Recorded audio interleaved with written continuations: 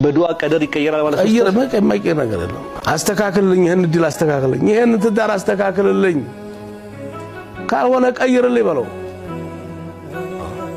በቃ ይሄን ኑሮ አስተካክልልኝ ጌታ ያ ረቢ አላህ يمحو الله ما يشاء ويثبت وعنده ام الكتاب የፈለገውን ነገር መወሰን ይችላል። አላህ መቀየር ይችላል።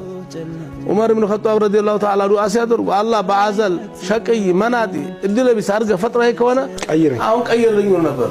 ሰይድ አዎ ሹፍ ان الدعاء فشع عجيب الدعاء ጥቅሙና ፋይዳው በጣም አጂብ ነው፣ አስገራሚ ነው። ቢተነፈሱ الكروب አዎ ጭንቀት የሚወገደው በዱዓ ነው።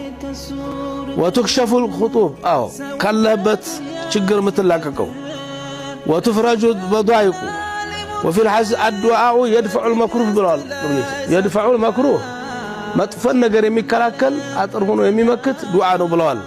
የዋህም ከሆንክ ጨርቅ